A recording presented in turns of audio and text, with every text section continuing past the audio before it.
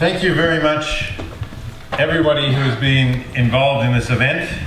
Of course, I particularly thank Dr. Walter Neusel for having had the idea, but not only for having had the idea and making the personal commitment to make it a reality, but also for standing firm in the face of an immense amount of opposition that he has had building up over this entire period.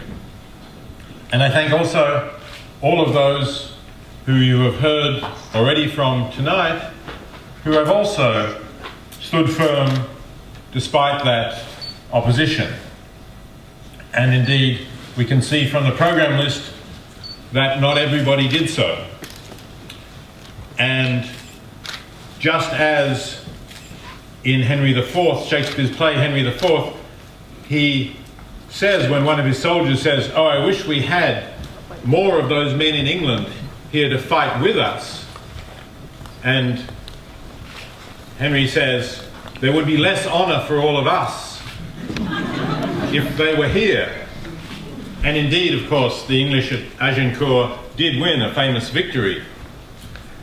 So here too, I think, the fact that there are some gaps in the lineup actually reflects the greater honour on those who did resist the pressure and are still here today. And I thank them very much for having done so. This honour is being given to me, as you have already heard, 40 years after the publication of Animal Liberation. And people often ask me, they have asked me over the years, whether I am pleased with the way the book has been received and has had an effect, an impact. And my answer is that, of course, I am pleased that the book did not simply sink without a trace, as so many good books have sunk without a trace over the years. I am pleased that for 40 years the book has remained in print, at least in English, consistently throughout that period. I'm pleased that it has been translated into more than 20 languages. I'm pleased that just a month or so ago it became available for the first time as an e-book, so that it can be now downloaded by people wherever they are. And I'm particularly pleased when I hear people say, as we have heard tonight from our previous speakers, that the book has had an impact on them and their lives and has led them to do more for animals, to think differently about animals. And I know that there are many others who perhaps have not been able to have quite the same impact as some of our speakers tonight, but who have changed their lives, become vegetarian or vegan, become more active in the animal movement. So I'm delighted by all of that. I am also pleased that the animal movement has made considerable progress over those 40 years. And by the fact that the book may have played some small part in that progress. So, as signs of that progress, let me, for example, say that 40 years ago when the book appeared, when my wife and I visited London, we were, just before its appearance anyway, we were living in Oxford. We went to the best vegetarian restaurant in London, one of just a handful of vegetarian restaurants in London, and its name was Crank's. That is, a crank is somebody who is not quite normal in the head, somebody who's a little weird, rather eccentric. And that was a self-mocking title that the restaurant, of course, gave themselves, but it did capture what people thought of vegetarians 40 years ago. They probably had some rather weird ideas of various kinds that had led them to stop eating meat.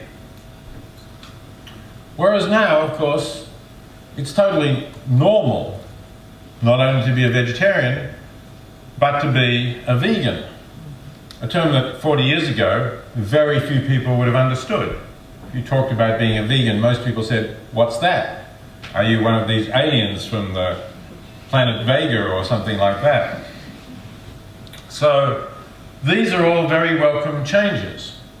And so too are some of the changes in law, which we have seen here in the European Union, for example, changes that Maneka Gandhi has talked about in India, changes even in the United States, more difficult place to bring about change through political action. I think because of the corrupting influence that money has in politics. Money has an influence in politics everywhere, more so I think in the United States. But even there, as of the beginning of this year, California, for example, the law changed because of a referendum that had been held 7 years earlier, so that many of the ways of keeping animals in confinement in factory farms, the worst forms of confinement, which have also now become illegal in the European Union, have at least become illegal in California, if not across the whole of the United States. So I am happy about this project, this progress, and I am very happy, as I say, if the book has played some part. But of course I cannot be happy with the state of animals in the world today. And so I cannot regard animal liberation as anywhere near a truly successful book or work of philosophy. When I was writing Animal Liberation, I have to say, I felt that I discovered a completely compelling argument about why we should be treating animals in a radically different fashion from the fashion in which they are being treated. And at least in some of the moments when I was writing that, I thought, this argument is so clearly sound that I only have to express it in a clear way, and every reader will be convinced by it and will tell other people, we have to stop eating animals. We have to stop treating them in this way. And a movement will grow and spread. Now we would say it would spread virally, but this is pre-internet now. I thought spread like a fire, like a brush fire, so that people would stand up against the animal industry and essentially it would collapse. Well, we all know that that didn't happen. And you may say, it was naive to think it could happen. And as I say, it was only in some moments that I thought that would happen. In other moments, I was aware of how far-reaching this change would have to be. You could compare it in some respects with the movement for the abolition of slavery. And even that took many decades to succeed. You might say it's not completely succeeded yet, but it at least succeeded in England, succeeded in the British colonies, succeeded, of course, in the French colonies, even earlier because of the French Revolution, and eventually did succeed in the United States as well. But our attitudes to animals go even deeper, I think, and more fundamental to our daily life than our attitudes, than the attitudes of the slave owners were to slaves. Because that is something that, not everybody was a slave owner, but practically everybody was eating animals and was relying on their exploitation and had absorbed the attitudes that we were justified or entitled to do so.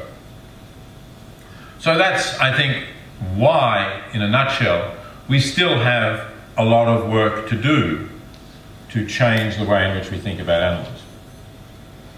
And this prize with which I've been honoured today is, of course, designed to help us to think about strategies for making that further change and eliminating the suffering of animals. So let me address this issue and ask, what are the strategies that we should be using? Well, as I am a philosopher and an author, you won't be surprised to learn that I think one of the strategies that we should be using is to spread the ideas of an ethical way of living that includes animals within the sphere of beings who merit our moral consideration. And indeed, as Stefan Eck so well put it, who merit equal consideration of their interests, so that the pain of an animal counts just as much as the similar pain of a human being. I do think still, 40 years later, that that is a sound principle. Obviously, it has persuaded many of the people here and many others. So I think we need to continue to develop that idea in various distinct ways. And so I welcome the contributions, for example, that Melanie Joy has made in her work on carnism, and various other people who have developed this in their own books and in their own ways to reach wider audiences. I do think that it's important that people have an ethical understanding of why we should be changing our attitudes to animals. So I think spreading that message is really the first strategy that I want to recommend. But there are many more specific things that we ought to do. We do now have a large and active animal movement, and a radical animal movement. So this is another change, welcome change from 40 years ago, when we did have the more traditional anti-cruelty organisations, like the Royal Society for the Prevention of Cruelty to Animals, which Richard Ryder mentioned in his message that was read out to you, and which he did a great deal to reform, because 40 years ago it really was focused on dogs and cats and horses, and said nothing about animals being raised for food or animals used in research. Now it does address those issues. But we have a much broader, more active movement, and the question is, what can we say about the strategies that this movement should employ in order to bring about the greatest possible reduction of the suffering of animals? So, the first thing that I would say to that is I do think that it's important to focus on two different things. One is to focus on where the greatest amount of suffering is, and secondly to focus on where we can succeed in making changes. So you've already heard from speakers today where the greatest amount of suffering is. In terms of sheer numbers, the numbers of animals used for food dwarfs the other areas of animal suffering. We're quoting slightly different figures, I think, but my understanding is roughly 60 billion animals being reared and killed for food each year. The great majority of them living in intensive farms, in factory farms, where their lives are essentially miserable, because the whole premise of the operation is not to give the animals good lives or natural lives or lives for which their instinct is suited. The premise of the operation is to produce the animal product as cheaply as possible so as to compete with competitors who are doing the same thing. And so, subject to the law of the land, which is, as I said, something that can be changed, subject to the law of the land, the animals will always be pushed as hard as they can in terms of the conditions that they are under. So I think we ought to be focusing on this area in order to change it, and not only because of its numbers, but also because I think that the consumption of animals underpins the attitude that animals are things for us to use and that they don't really matter. And I think it's a lot easier for people who are not eating animals to be open-minded about how we ought to treat animals in laboratories, in zoos, in the wild, in a whole range of other ways. So I think this is something that we ought to focus on. Now, there are different ways in which we can do this, and sometimes a divide appears in the animal movement, as if somehow only one way can be the right way. I often get asked, for example, I was asked this just a day or two ago, on Sunday in fact, in Greece, at a meeting of animal people there. Do I support the idea of animal welfare organisations, or do I support the idea of animal rights organisations? I think that this is a false dichotomy. I think that we ought to support efforts both to improve the welfare of animals in moderate ways, of the sort that has happened here in the European Union, for example, under the laws that changed the keeping of hens, laying hens, the keeping of breeding sows, and the keeping of veal calves. And we ought to support more radical attempts to persuade people not to consume animals at all, to become vegetarian and vegan. And I think that we should not waste energy in trying to say one of these is the right way and the other is not. I think we should accept that we are all part of a broad movement. And one of the reasons that I think this is true, well, I guess there's two reasons. One is, I don't think that we are going to have a vegan world within the present decade. I think it's going to take a long time. I do believe that it's quite possible that we will end up with a vegan world. But that might take 50 years. Maybe it will take less, I hope it will take less, but I certainly would not be bold enough to predict that it would take less. Given that, and given the amount of suffering that exists in factory farms, I don't think the animals can wait that length of time. I think we ought to think of the animals here and now and try to improve their conditions where we can do that through political means, through winnable advances of the kind that you have had here in Europe. And although some people say there's a kind of a contradiction because you make it more acceptable to eat meat, I don't think that that is true. I don't think that is true empirically. I don't see that in countries that have better standards of animal welfare, there are fewer vegans. On the contrary, I think that in precisely those countries where there are better standards of animal welfare, there are actually more vegans because there is more awareness of the issues of how animals are treated. And furthermore, we have to remember that consumers face choices, and one of the factors in their choices is always going to be economic.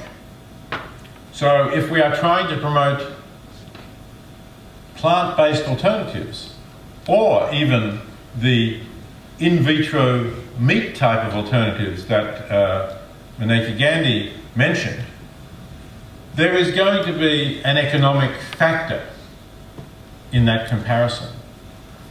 When we prevent animal producers from using the methods that they would use if they had a completely open choice, that is, using the methods to produce as cheaply as possible, when we prevent them doing that by having a requirement for larger cages for hens, for not allowing them to keep sows in individual stalls, and so on and so on, obviously we are driving up the price of their product. Otherwise they would be doing these things already. So if we can make it more difficult for them to produce meat cheaply, produce eggs or dairy products cheaply, we will also be making it easier for the products that don't come from a living, sentient, suffering animal to be more competitive. And that's why I think the strategies should embrace animal welfare and should embrace animal rights and should embrace trying to promote vegetarian and vegan diets as well. Now, another question that then arises is, how do we best do this? And it's not always easy to say. As far as the political action is concerned, in fact, I'm not going to attempt to say it, because politics is different in every country, and you have to reach your own decisions in your own particular situations. I'll just mention one example of this. I think that there are some movements now to form parties specifically for animals, as indeed Stefan Eck talked about, and part of his background, if not his present situation, as I understand it. So if you are in a political system that has proportional representation and has a low barrier for entry to Parliament, then I think that's an excellent idea. And we've seen that succeed in the Netherlands, for example, where there is that situation. But in some other situations, it can be a negative. We saw in the United States in the year 2000 that the minority candidature of Ralph Nader for the Greens was sufficient to swing the state of Florida to George W. Bush rather than to Al Gore, because there was no preferential or proportionate voting. Nader took 80,000 votes, most of which we can presume would have gone to Gore, which would have been easily enough to win him the state of Florida and therefore to make him president. We are still suffering the consequences of the fact that George W. Bush, rather than Al Gore, was elected president of the United States. So those kinds of political strategies will depend on particular political systems. But what about attempts to persuade people to move to a diet free of animal products? There, I think we can develop some empirical knowledge on what works. In the book that was mentioned, my most recent book, The Most Good You Can Do, I talk about the growing body of research on effective altruism.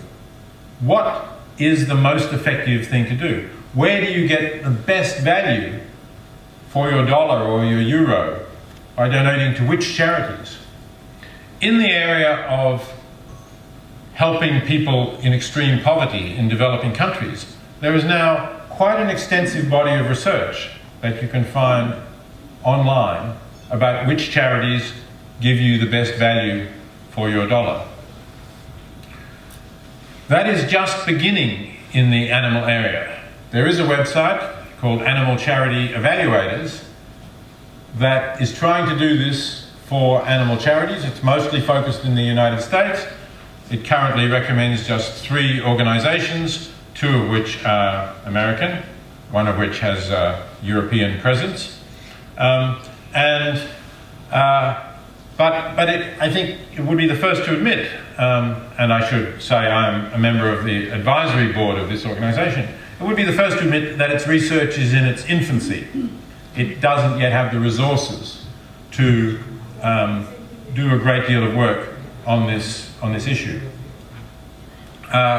So I think we need more research to show what works. The kind of research that we have, though, is showing that we can persuade people to move towards a vegan diet on the basis either of handing them information, leaflets for example, particularly people at universities, because they tend to be at an age where they're ready to make that change, and also through online advertising that people can click on. The click can lead them to a video, they can learn about factory farming, they can learn about vegan diets.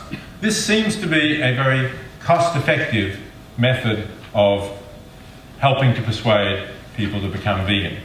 So I hope that the animal movement will also develop this more empirical mindset of looking towards what is really going to work. And let me say, we can't do this with all kinds of action. You can't, you can do studies, you can hand out leaflets and try and follow up people who've got leaflets and see whether they've changed their diet or not.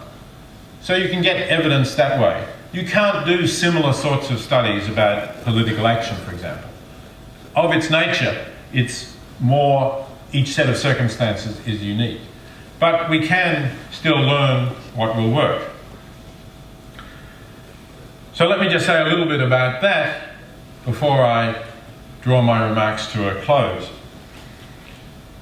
When it comes to strategies for action, I'm reminded of my late good friend and colleague, Henry Spiro. Melanie mentioned the book that I wrote about Henry Spiro. It's called Ethics into Action. It has been translated into German, though I'm actually not quite sure whether it's still in print. Henry Spiro, I think, was the most innovative tactician or strategist of the last quarter of the 20th century, at least in the United States. I met Henry back in, even before Animal Liberation was actually published, in New York in 1974, when I was teaching at New York University, and I had the draft chapters of Animal Liberation, and I wanted to try them out, not on an audience of philosophers, because it wasn't a book I was writing really for other philosophers, but on a more general audience. So I offered a course in what in the United States is called continuing education. Some countries it's called adult education. So it's a course where anybody can enroll, they pay a small fee, and they can come to classes. So I offered a course on animal liberation, in which I was essentially trying out the chapters of the book. About 30 people enrolled for it. One of them stood out from the rest, partly, in fact, because he was male, and the majority of those attending were women. This is not unusual still today in the animal movement, that women tend to be at least more than the majority of numbers. But also because he was rather rough and unpolished in his manner and in his accent. So I got talking to him during classes. I discovered that he had a background having worked in various professions as a merchant seaman. He'd worked on the assembly line, auto assembly line in New Jersey, making automobiles for General Motors. But he'd also had a long career fighting for the oppressed. He'd marched in the South for civil rights in the late 50s and 1960s. He tried to organise a union for merchant seamen, an alternative union to the corrupt union that was in league with the bosses. He'd gone to Cuba after the revolution to see whether the revolution was really helping the poor in Cuba, and had written positively about the Cuban Revolution at a time when that was very unpopular in the United States. So he had a long history of working for the oppressed. And he was coming to see that the animals were actually the most oppressed group of all, the ones with the least method of striking back. And at the end of the series of classes that I'd given, rather unexpectedly, Henry stood up and said, "Well, we've all had a lot of interesting theory and philosophy here. Now I think we should do something about it. And if any of you would like to form a group to decide what we ought to do, here's my address. Come to my apartment.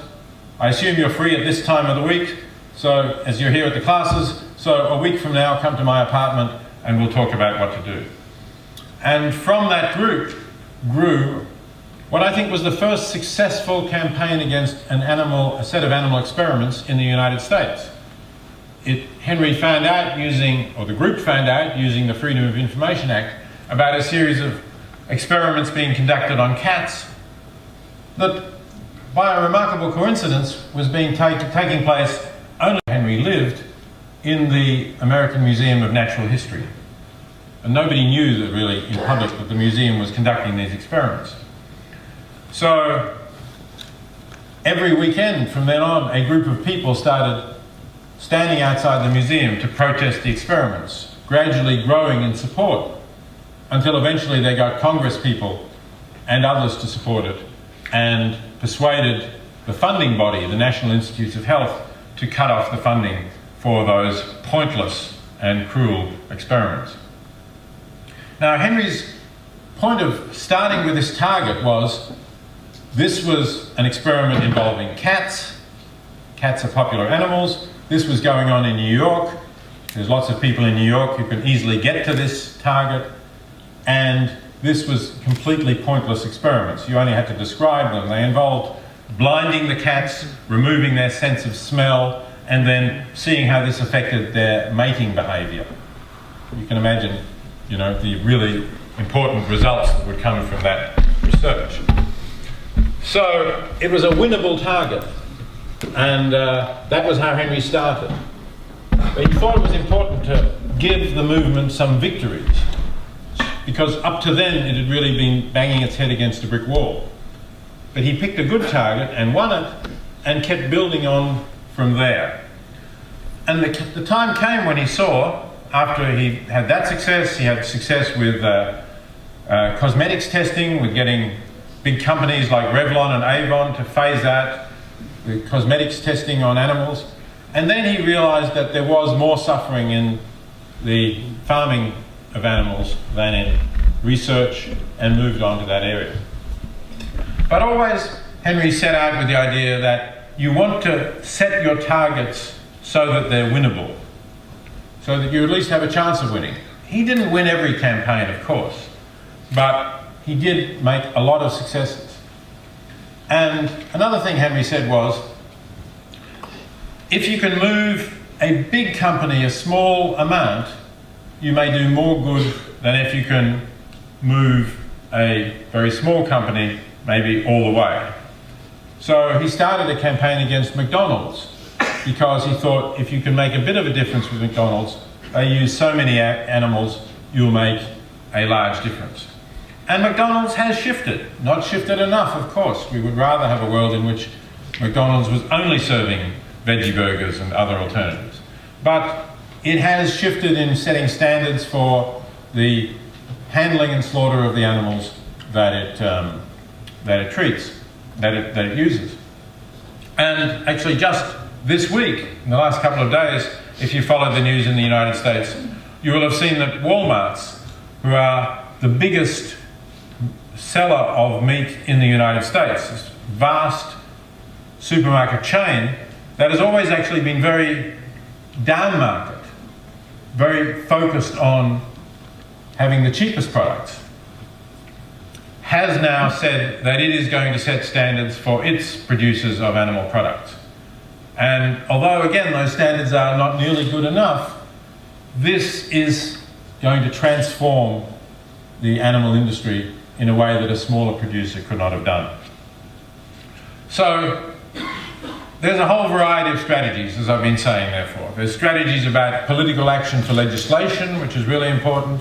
There's strategies about moving individuals to boycott animal products, moving them away from animal products, thereby weakening the power of the animal industry.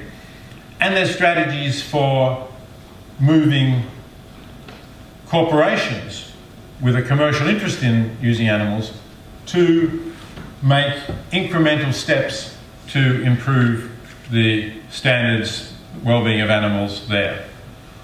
All of these strategies, and others that I've not had time to mention, education obviously in the schools, for instance, is another obvious example that we could work on.